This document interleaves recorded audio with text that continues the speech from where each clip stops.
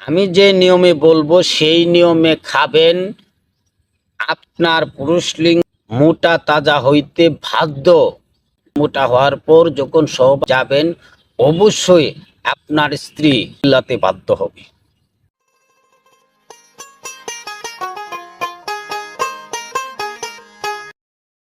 মিনাশ শাইতানির রাজিম। বিসমিল্লাহির রহমানির রহিম। আসসালামু আলাইকুম। ওয়ালাইকুম আসসালাম ওয়া রাহমাতুল্লাহি ওয়া বারাকাতুহু। হুজুর, আমি অনেক দূর থেকে আসলাম আপনার কাছে একটু কথা জিজ্ঞাসা করার জন্য। ধন্যবাদ আপনাকে। আপনি যেহেতু অনেক দূর থেকে এসেছেন, জি, আপনার মন মতো একটা প্রশ্ন করেন। প্রশ্নটা হলো আমার পুরুষাঙ্গ অনেকের চিকন, অনেকের খাটো, অনেকেরটা আবার লুজ, কোনো শক্তি পাওয়া যায় না। আসলে গাছগাছালির ভিতরে এমন কোনো গাছ আছে যে যে গাছটি খাইলে এই চিকন জিনিসটা মোটা তার তাজা হবো বা নর্মাল জিনিসটা মজবুত হবো, এর কোনো প্রতিকর বা আপনার কাছে কোনো ঔষধ আছে কি না, দয়া করে যদি আমাদেরকে বলতেন তাহলে ভালো হতো। এবং কোন গাছের ঔষধটা খাইলে আমরা সবচেয়ে উপকার মানে পাবো, কার্যকারিতা। কার্যকারী পাবো, দয়া করে একটু বলবেন। ধন্যবাদ আপনাকে, অসংখ্য ধন্যবাদ। এই প্রশ্নটা খুব সুন্দর একটা প্রশ্ন। বাংলাদেশে প্রায় পুরুষেরই পেনিস একটু চিকন। তারা চায়, মনে মনে চায় যে আরেকটু যদি ব্রাইট হইতো, একটু যদি হাইট হইতো। হ্যাঁ, তো সেক্ষেত্রে অনেকে আশা আকাঙ্ক্ষা করে, কিন্তু বিভিন্ন ধরনের ঔষধ ব্যবহার করে, কিন্তু কাজ হচ্ছে না। জি, ইউটিউব থেকেও তারা অনেক টিপস নিয়ে ব্যবহার করেছে, কিন্তু কাজ হচ্ছে না। তারা তারপর আশাই ছেড়ে দিচ্ছে যে না, আমারটা যতটুকু আছে ততটুকুই থাকবে, এর চেয়ে আর মোটা বা লম্বা বা শক্ত শক্তিশালী হবে না। এই আশা ছেড়ে দিয়েছে, মন মরে গেছে। যারা অনেক চেষ্টা করার পরেও আপনাদের মন মতো পেনিসটাকে তৈরি করতে পারছেন না, তাদেরকে আমি বলবো, তারা আমার এই ভিডিওটা, আমার এই থিওরিটা, আমার এই নিয়মটা মেনে, এই যে আমি ঔষধটার কথা বলবো, তারা যদি সঠিক নিয়মে এই ঔষধটাকে পান করতে পারেন, তাহলে আমি 100% গ্যারান্টি দিচ্ছি যে আপনার কাজ হবেই হবে ইনশাআল্লাহ তাআলা। কারণ আল্লাহ গাছের ভিতরে এমন গুণ দিয়েছেন, যে গুণান্বিত হয়ে মানুষ এটাকে ব্যবহার করে তৃপ্তি পেয়ে আল্লাহকে অসংখ্য ধন্যবাদ জানায়। সেক্ষেত্রে আমি আপনাদেরকে যে টিপসটা আজকে দিব, আপনারা অনেকেই সেই বিষয়ে অবগত। আপনারা এইটা অনেকবার আপনারা খেয়েছেন, কিন্তু কাজ হচ্ছে না। কেন হচ্ছে না?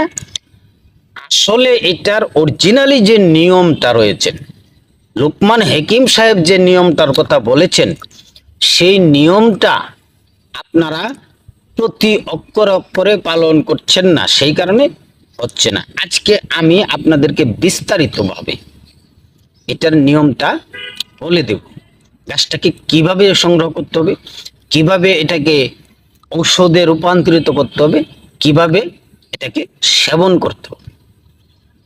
তো আসুন আমরা বিস্তারিত আলাপে চলে যাই। আল্লাহ চাইলে হয় না এমন কিছু পৃথিবীতে নাই। কি বলে? জি, আল্লাহ চাইলে হয় না এমন কিছু পৃথিবীতে নাই।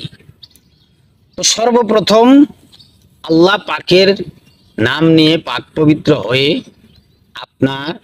আপনারা সবাই যারা এই ঔষধটাকে ব্যবহার করতে চান, তাদের সবাই আল্লাহ পাকের নাম নিয়ে সকালবেলা আপনারা বাড়ি থেকে বের হয়ে আপনার বাড়ির আশেপাশে জঙ্গলে বা নদীর পাড়ে বা খালের পাড়ে বা বিলের পাড়ে এই জিনিসটাকে খুঁজবেন। আপনার বাড়ির আশেপাশেও এটাকে পাওয়া যায়। তো তার আগে আমি একটা অনুরোধ আপনাকে করব, যে এই ভিডিওটা যারা দেখছেন তারা একটু লাইক করবেন, যতটুকু মনে চায় কমেন্ট করবেন, যদি ভালো লাগে শেয়ার করবেন, লাইকটা অবশ্যই করবেন। যারা চ্যানেলে নতুন তারা সাবস্ক্রাইব করবেন, দয়া করে এই কথাটা বলছি। তো আসুন, যখন আল্লাহ পাকের নাম নিয়ে বাড়ি থেকে বের হয়ে আপনার বাড়ির আশেপাশে নদীর পাড়ে, খালের পাড়ে, বিলের পাড়ে যাবেন, গিয়ে দেখবেন একটা শিমুল গাছের চারা আছে। আপনারা বলতে পারেন যে শিমুলের মূল অনেক খাইছি। না, খাইছেন, বহু কথা, ভালো কথা খাইছেন, দোকান থেকে কিনছেন, এইখান থেকে কিনছেন, খাইছেন, কিন্তু আমি যে নিয়মে বলবো সেই নিয়মে খাবেন। আমি যে নিয়মে বলবো সেই নিয়মে খাবেন। আপনার পুরুষ মোটা তাজা হইতে বাধ্য, আর আপনার পুরুষ কোন স্ত্রী যাবেন, মোটা হওয়ার পর যখন পাশে যাবেন অবশ্যই আপনার স্ত্রী হতে বাধ্য হবে। আগে কি ছিল আর এখন কি হয়ে গেল, সেইটার নিয়মটা হলো আপনি যখন শিমুল গাছটা উঠাবেন সেটাকে এক নিঃশ্বাসে উঠাতে হবে। নিঃশ্বাসটা বন্ধ করে শিমুল গাছটাকে উঠাতে হবে। আপনি যদি দেখা গেছে এক নিঃশ্বাসে উঠাতে পারবেন না ভাবতেছেন, তাহলে সেই গাছের গোড়ায় পানি ঢেলে মাটিটাকে নরম করে তারপরে উঠাবেন। উঠানোর পর আপনারা সেই শিমুলের মূলটাকে শুকাতে হবে, শুকিয়ে পাউডার বানাতে হবে। পাউডার বানানোর পর এই পাউডারের সাথে আপনার শিমুল গাছের 1 চামচ পাউডার নেবেন, মনে থাকবে, জি 1 চামচ পাউডার নেবেন, আর 1 চামচ খাঁটি মধু নেবেন, চাকের মধু। 1 চামচ পাউডার, 1 চামচ মধু, আর 1 গ্লাস দুধ। সেই দুধটা কুসুম গরম হতে হবে। দুধটা অতিরিক্ত গরম হইলেও চলবে না, ঠান্ডা হলেও চলবে না, দুধটা থাকতে হবে কুসুম গরম।